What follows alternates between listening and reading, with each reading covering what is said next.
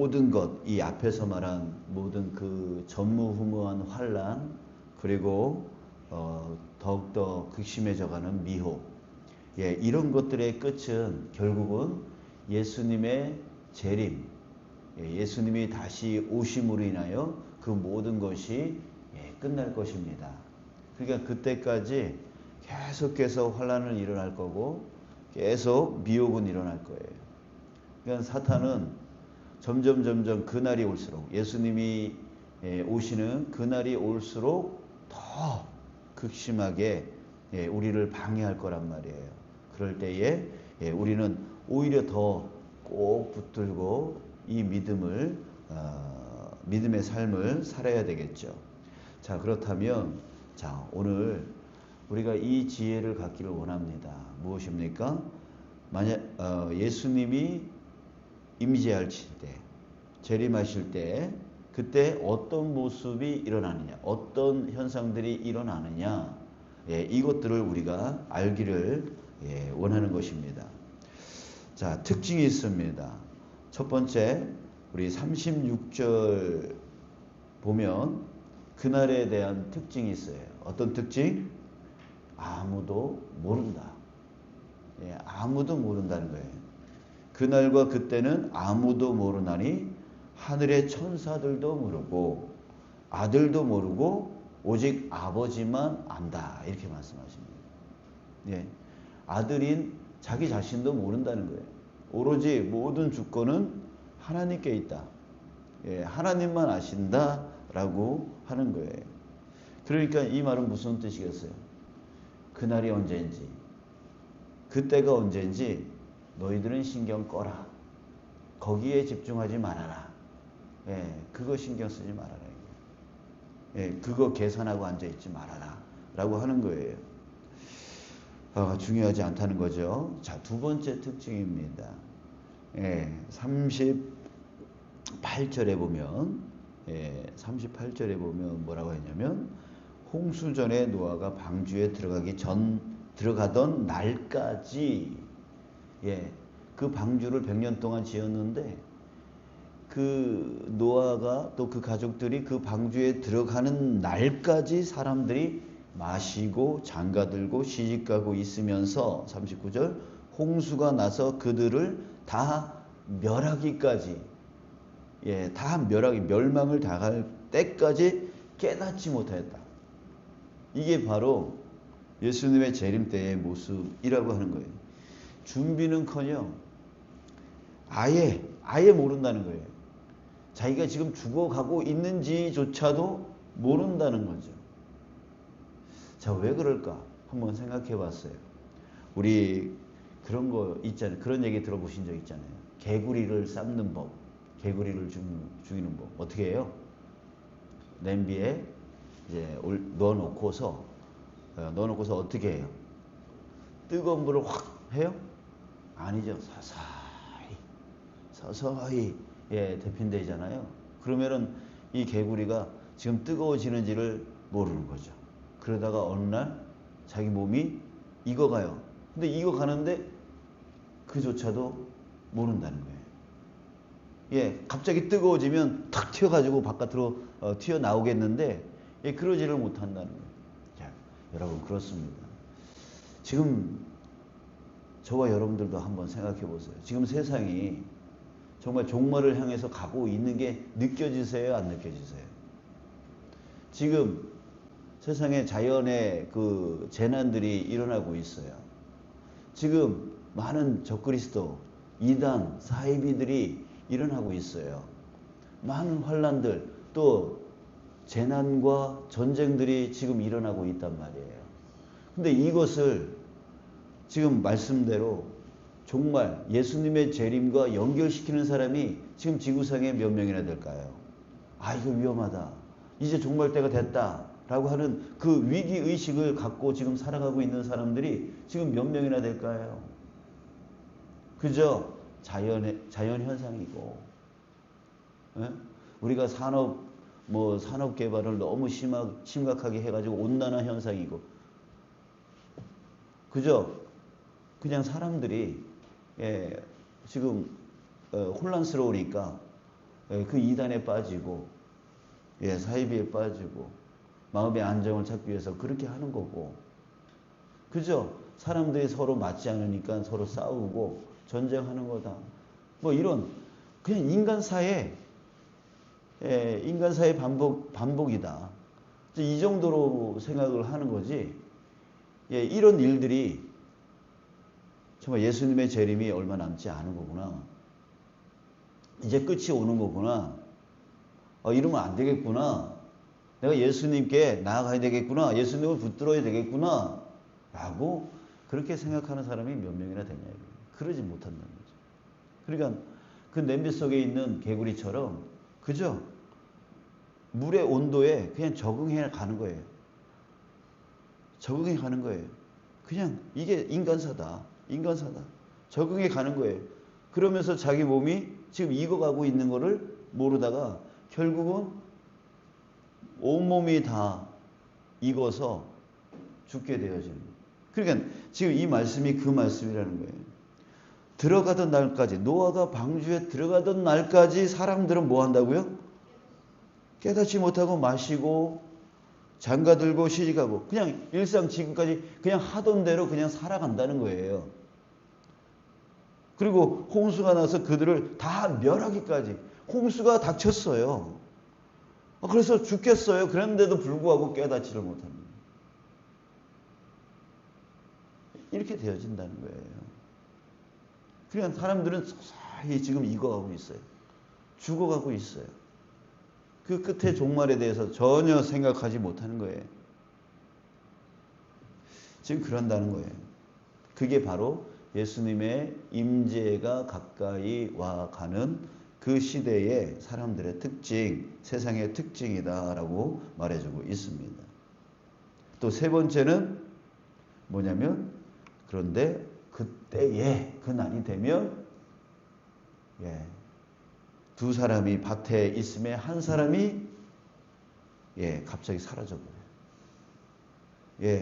두 사람이 맷돌질을 하고 있는데 한 사람이 갑자기 사라져버리고 한 사람은 남겨지고 이런 일들이 일어나는 거예요. 이거를 이제 우리는 휴거라고 하는 단어를 쓰는데요. 제가 이것 때문에 교회 나오게 됐어요.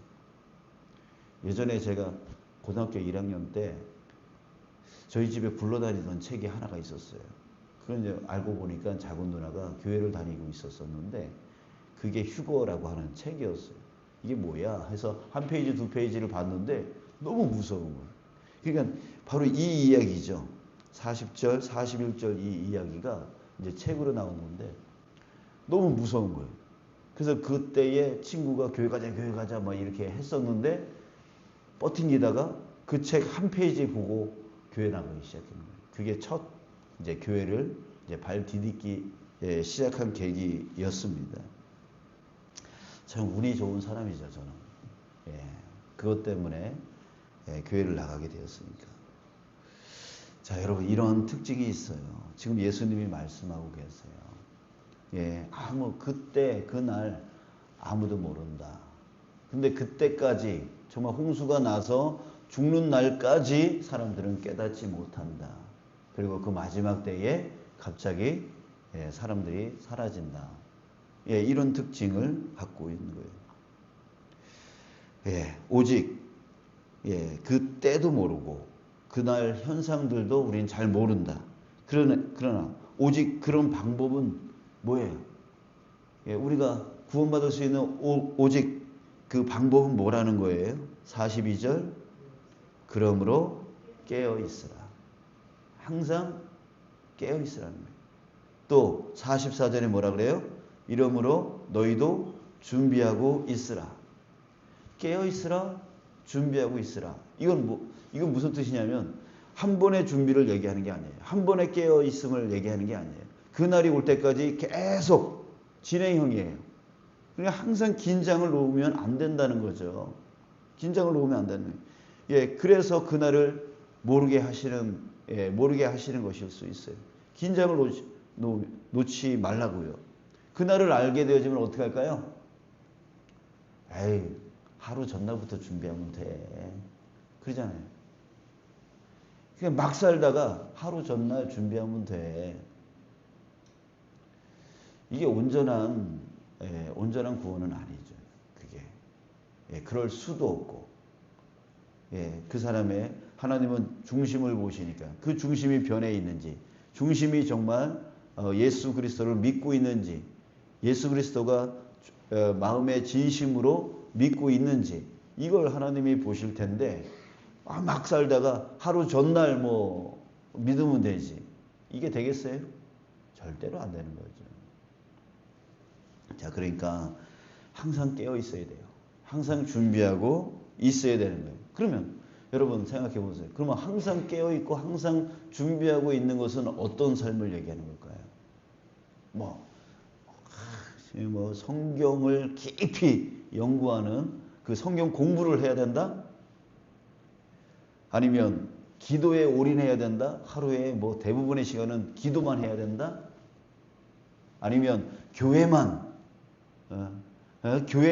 가가지고 교회만 헌신하고 그거 예배해야 된다? 그러면은 우리가 깨어 있는 거고, 그러면 우리가 준비하는 걸까요? 자, 이 또한 주님이 가르쳐 주신 대로 우리가 알아야 되겠죠? 자, 45절을 우리 함께 읽어요. 45절 시작. 충성되고 지혜 있는 종이 되어 주인에게 그 집 사람을 맡아 때를 따라 양식을 나눠줄 자가 누구냐. 자, 여러분, 이겁니다. 이게 깨어있는 삶이고 이게 준비하는 삶이라는 거예요. 자, 충성되고 지혜 있는 종이 되어. 자, 세 가지를 기억하십시오. 충성, 지혜, 종. 자, 이거예요. 우리가 누굽니까? 우리가 누구예요? 종. 종은 어떤 사람이에요? 나에게는 누가 있다? 주인이 있다. 그러니까 종은 항상 어떤 사람이냐면 나에게 주인이 있다는 거예요. 주인이 있다. 그러니까 종은 자기 마음대로 움직이는 사람이 아니죠. 종은 주인의 말을 따르는 사람이죠. 그죠? 그러니까 항상 이 주인에게 그 집 사람을 맡아 때를 따라 양식을 나눠줄 자가 누구냐. 그러니까 이 집은 내 집이 아닌 거예요. 이 역할은 내 역할이 아닌 거예요. 누구의 역할이에요? 누구의 집이에요? 주인의 집인 거예요. 자, 여기 구역장님들 계시고 또 부서장님들 계시고 등등 맡은 역할, 또 가정에 아버지, 어머니도 있고, 그렇단 말이에요. 자, 그렇다면 그 역할은 주인이 누구예요? 하나님이 그 역할을 나한테 주신 거죠. 그러니까 이 의식을 우리는 항상 가져요. 나는 종이다. 종이면 주인이 있다. 그래서 이 집은, 이 역할은 내 게 아니라 주인이 거다. 주인 거다. 이 의식을 가지고 있는 거예요. 그러니까 여러분들이 직장에서 일할 때 이 일은 누구의 일이다? 주인의 일이다. 내 하나님의 일이다. 그러니까 항상 사람에게 하듯 하지 말고 뭐라 그러죠? 죽게 하듯 하라. 이렇게 말하고 있죠. 이게 죽게 하듯 하라. 이게 내 게 아니니까. 주인의 것이니까. 이게 바로 종이에요. 이 의식을 잃어버리면 안 돼요. 그래서 지혜가 있어야 돼요. 지혜가 뭘까요? 분별력이에요. 분별력. 뭘 분별해야 될까요? 바로 이게 주인이 뭘 원해서 이 일을 맡기셨는가. 이게 모든 일을 할 때에 주인의 뜻을 분별할 줄 알아야 돼요. 주님이 나한테 구역장을 맡기셨어요. 하나님이 맡기셨어요. 그렇다면 내 마음대로 구역을 이끌어가는 게 아니라 주님이 원하는 구역이 뭘까? 어떻게 해야 주님이 이 일을 통해서 기뻐하실까? 항상 주님의 뜻이 중심이 되어지는 그 분별력이 있어야 된다고요. 내가 화난다고 화를 내고, 내가 저 사람 미워한다고 미워해버리고, 무관심해버리고, 그게 아닌 거죠. 주님의 뜻을 알고 그것을 행할 때에 항상 고민이 되는 거예요. 나는 저 사람 미워. 그럼에도 내 구역 식구예요. 품어야죠. 그냥 그래서 고민스러운 거예요. 인간적인 마음에 버리고 싶어요. 무관심하고 싶어요. 상종하기도 싫어요. 근데 주님의 뜻이 있기 때문에 또 품어요. 예. 예, 이런 거죠. 그러니까 지혜가 있어야 돼요. 종에게는 지혜가 있어야 되는데 그 지혜는 바로 주님의 뜻을 분별할 수 있는 능력이 바로 지혜입니다. 또 거기다가 충성. 충성이 뭐예요? 억지로 하는 충성이 있을까요? 없겠죠. 억지로 하는 충성 없어요. 여러분 모든 일 중에 쉬운 일 있을까요? 쉬운 일 없어요. 각자 다 힘들어요. 그냥 아유 우리 이거 힘들다. 아니 본인만 힘든 게 아니에요. 다 힘들어요. 예, 힘들어요. 그래서 저는 되도록이면 남들한테 저는 저 일이 너무 힘들어요. 뭐 이런 얘기 되도록이면 안 해요. 그러니까 남들이 저한테 목사님 힘드시죠? 이런 얘기는 하더라도 저 자신이 내 일이 더 힘들어요. 뭐 이런 식으로 힘들다라는 표현을 되도록이면 하지 않아요. 왜? 나만 힘들어요? 다 힘들어요. 추운데 우리 주차 관리 하시는 게 결코 쉽지 않아요. 예, 주방에서 일하는 거 결코 쉽지 않아요. 안내하는 거 결코 쉽지 않아요. 예, 교사 일 하는 거 결코 쉽지 않아요. 교회 일 안에서의 모든 사역들 쉬운 일 없어요. 또 가정의 일 쉬워요?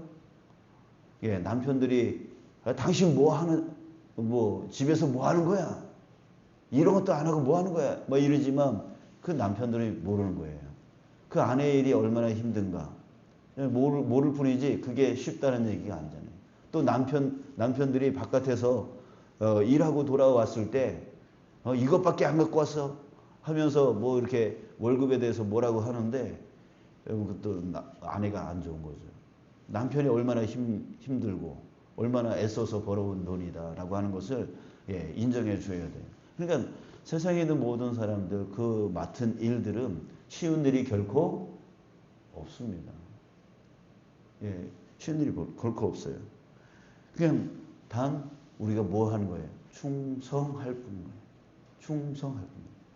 내 주인 그 뜻에 합당한 그 일에 내가 열심을 자원하는 마음으로 긍정적인 마음으로 감사하는 마음으로 열심히 감당하는 그 자체가 바로 충성이에요. 그래서 맡은 자에게 구할 것은 충성이다라고 하는 말씀이 있습니다. 자, 이 세 가지를 여러분 우리 꼭 기억합시다. 충성, 지혜, 종. 예, 이 세 가지가 우리에게 항상 있음으로 인해서 살아가는 삶이 뭐죠? 그게 바로 깨어있는 삶이고 준비하는 삶인 거예요. 우리 1992년 10월 28일 밤 12시 기억하십니까? 이날이 무슨 날이죠? 예, 이장님이라고 하는 사람이 다미 선교회 그 집단을 만들어서 예수님이 재림한다라고 선포하고 그날 예수님이 재림한다고 뭐 난리쳤던 그런 사건의 날이잖아요.